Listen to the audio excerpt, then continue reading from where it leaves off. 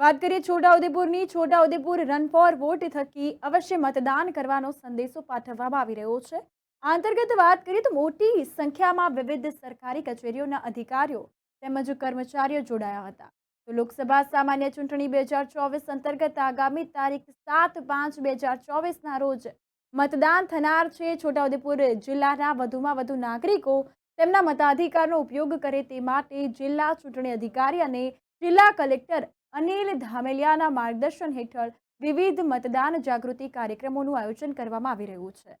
જિલ્લામાં નાગરિકો મતદાન અંગે જાગૃત બને અને લોકશાહીના મહત્વ પર્વની ઉજવણી કરે અને સહભાગી બને તે માટે છોટાઉદેપુર ખાતે રન ફોર વોટ યોજાયું છે। તો આ પ્રસંગે જિલ્લા ચૂંટણી અધિકારી અનિલ ધામેલિયાએ જણાવ્યું હતું કે જિલ્લાવાસીઓમાં મતદાન અંગે જાગૃતિ લાવવા છોટાઉદેપુર સંસદીય મત વિસ્તારમાં છેલ્લા 15 દિવસથી વિવિધ મતદાન જાગૃતિ કાર્યક્રમનું આયોજન કરવામાં આવી રહ્યું છે।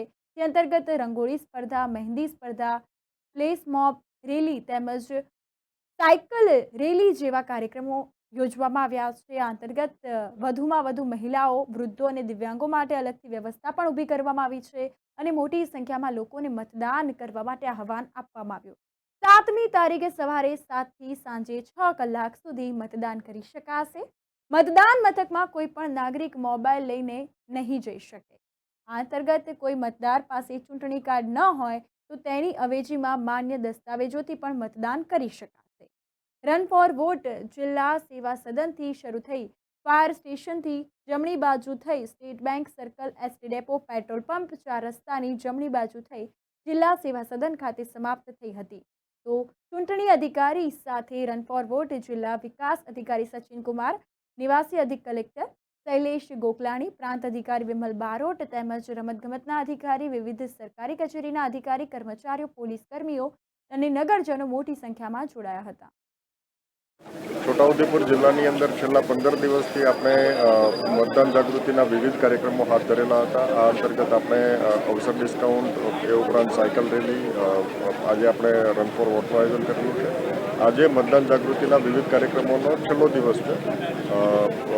આપણે 7મી તારીખે મતદાન થાય ત્યારે મોટી સંખ્યામાં લોકો મતદાનની પ્રક્રિયામાં જોડાય એવું આહવાન કરું છું। સાથોસાથ મહિલાઓ, વયોવૃદ્ધ, દિવ્યાંગ એ બધા માટે વિશેષ વ્યવસ્થા મતદાનના સ્થળ પર કરવામાં આવેલી છે। એ પણ મોટી સંખ્યામાં મતદાનની પ્રક્રિયામાં ભાગીદાર થાય એવી અપેક્ષા રાખું છું। સવારે 7 વાગ્યાથી લઈને સાંજના 6 વાગ્યા સુધી મતદાનની પ્રક્રિયા હાથ ધરાવવાની છે। સહપરિવાર મતદાન કરીએ।